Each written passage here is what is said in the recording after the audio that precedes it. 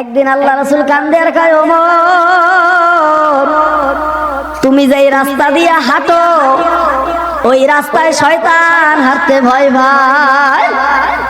এ ওমর, আমার পরে যদি দুনিয়াতে আর কোন নবী আসতো সেই নবী ওমর তুমি হইতা। নবী আর আসবে না, নবুয়তের দরজা বন্ধ। আল্লাহ পাক তোমাকে অনেক নবীর মর্তবা দান করছে, সবাই বলি সুবহানাল্লাহ। ও আল্লাহ পাকের বান্দারা, পর্দার অন্তরালের মা বোনেরা, এই জন্য মানুষ হইয়া মাওলার কবরে যাওয়া লাগবে নাকি? আমরা তো সবাই কবরের যাত্রী, কেউ দুনিয়াতে থাকবো না, কেউ চিরদিন থাকতে পারে না। আজকে আমরা যারা মাহফিলের ময়দানে আসলাম, হয়তো 100 বছর পরে এইখানে একটা মানুষ আর দুনিয়াতে আমরা থাকবো না। কথা ঠিক না বেটি? 100 বছর পরে এখানে কেউ থাকবো, কেউ আমরা থাকবো না, আবার নতুন মানুষ আসবে।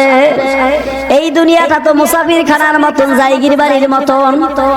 একটা ছাত্র এক বাড়িতে লজিং থাকিয়া পড়াশোনা করে, 2 বছর 5 বছর লজিং থাকিয়া পড়াশোনা করার পরে যখন ছাত্রটা তার নিজের বাড়ি রওনা করে, 2, 4, 5 বছরের ভিতরে ছেলেটার সাথে আর বাড়িওয়ালার সাথে একটা মহব্বত হইয়া যায়, যায় কি যায় না?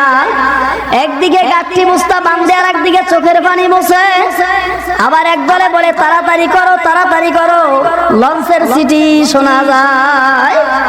ও ভাইরা, দুনিয়াতে আসছি কয়েকদিনের জন্য, বাজার করার জন্য। এই দুনিয়াতে আসার পরে দুনিয়ার সাথে আর তোমার আমার সাথে একটা মহব্বত হইয়া যায়।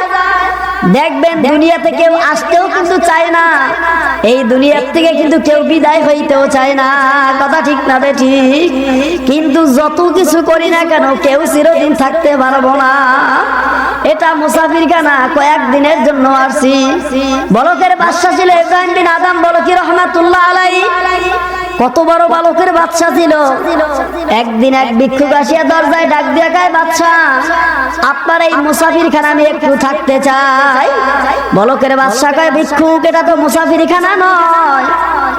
আবার ভিক্ষুক ডাক দিয়া কয়, বাদশা আপনার একটু মুসাফিরখানা আমি একটু থাকতে চাই। এইবার বলকের বাদশা একটু ধমকের সুরে বলল, ফকির এটা তো মুসাফিরখানা না। তখন ওই ভিক্ষুক করুণ সুরে নরম সুরে বলে, বাদশা কোনটা মুসাফিরখানা কোনটা বালাখানা এটা তো আমি জানি না। তখন বলকের বাদশা ডাক দিয়া কয়, ভিক্ষুক মুসাফিরখানায় বাড়ির দরজায় থাকে, যাকে বাংলা ঘর বা কাছারি ঘর বলা হয়।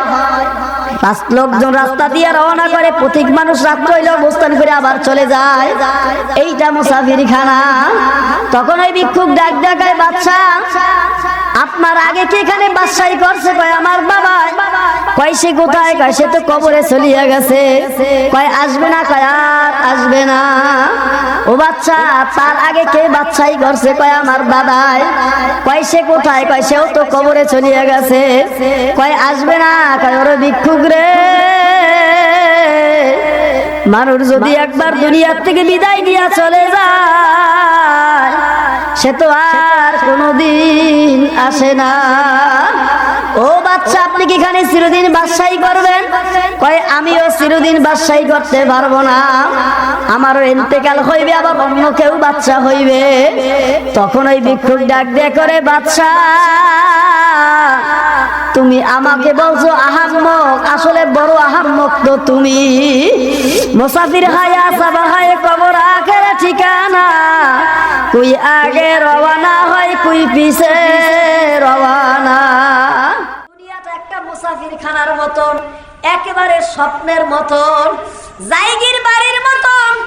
একটা ছেলে এক বাড়িতে জায়গির থাকে, পড়াশোনা করে 2 বছর 3 বছর 5 বছর থাকিয়া পড়াশোনা করিয়া তারপর আবার তার নিজের বাড়ি চলে যায়।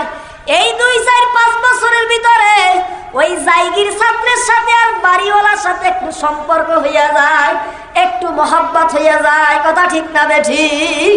আহারে, যেদিনকার ছাত্র তার নিজের বাড়ি রওনা করে, একদিকে গাঠি বুস্তা বান্ধে আর একদিকে চোখের পানি বসে, বাড়িওয়ালাও কান্দে, জায়গির ছাত্র কান্দে।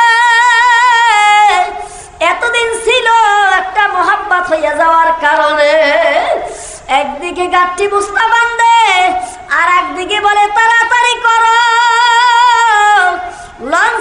চিঠি শোনা যায়। ভাইরা কয়েকদিনের জন্য আসছি।